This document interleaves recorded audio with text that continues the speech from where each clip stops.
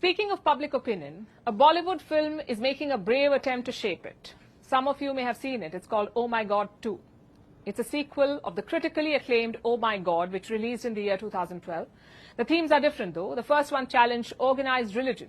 The second one talks about sex education, or rather, the lack of it. At this point, I must give you a spoiler alert. We will be talking a little bit about the movie's plot. If not, the story does not work. So this is what happens. A boy is kicked out of school. Why? Because he's caught masturbating. You can guess what happens next. The teachers, the principal, everyone blames the boy, as if he's committed some sort of crime. His family thinks the same until they get a reality check. And that reality check is Akshay Kumar's character. He's supposed to be a messenger of Lord Shiva. He convinces the father that the boy is not at fault. The society is. So the father decides to sue the school. The rest of the film is a courtroom drama. I will not tell you how it ends, but I will tell you this. The message is positive and timely. Every Indian teenager should see and absorb this message. Just one problem, though. They can't. The film has an adult rating, meaning only people aged 18 and above can watch it. Sums up the problem, really. The movie is about why teenagers should get sex education, yet teenagers themselves cannot watch it in India. I know it doesn't make sense. Countries like Oman and the UAE have given this movie a 12+ rating. So children above 12 can watch it in theaters. And these are countries rooted in conservative thought. They ban things for the smallest of reasons, yet Oh My God 2 got a 12+ rating there. I know we give Bollywood a lot of pain for their toxic characters, for their glorification of misogyny, and sometimes for not doing enough. You see, Bollywood is famous for its song and dance culture, not for movies with meaning. For once, it tries to do the opposite, and this happens, an adult rating. India, of all countries, needs better sex education. Around 25% of our population is below 14 years of age. 27% is aged 10 to 24. But how many of them have access to sex education? It's almost non-existent at home. And what about schools? Surely the point of schools is to prepare students for everything. In India, private schools are free to choose. They may or may not include sex education. What about public schools? Well, a syllabus was introduced in the year 2005, but guess how state governments responded? 12 of them banned it. They said we won't teach sex education.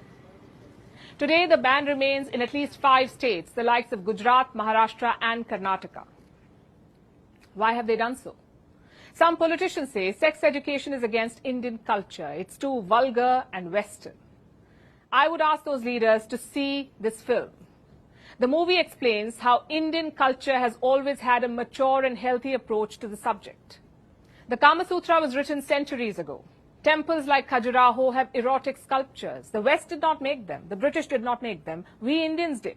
So this conservative, narrow attitude towards sex education is not the Indian way. It's the Victorian way. And that's the point Oh My God 2 makes.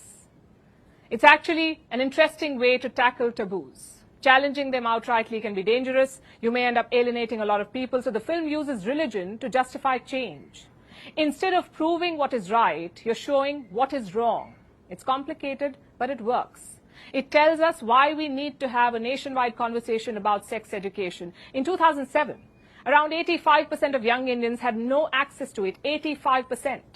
This leads to multiple problems like unsafe sex, sexually transmitted diseases, sexual violence, child abuse. Around 45% of Indian women get married before the age of 24. 12% of them get married between 15 and 19. This is child marriage. Around 1/3 of these girls give birth before the age of 19. India has the second highest number of HIV cases in the world. 31% of those affected are between 15 and 29 years of age. So there is a problem. We need to acknowledge it and solve it. Talk about it to parents, to children, to students. In 2018, India's Prime Minister rolled out a new sex education syllabus. It was based on role play and activity. It was supposed to help 260 million teenagers.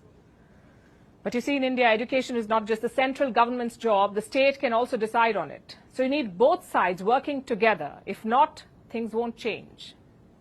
I guess what we need is to broaden our outlook. Parents cannot shy away from uncomfortable conversations. If you don't talk to your child, they will resort to unreliable sources of information.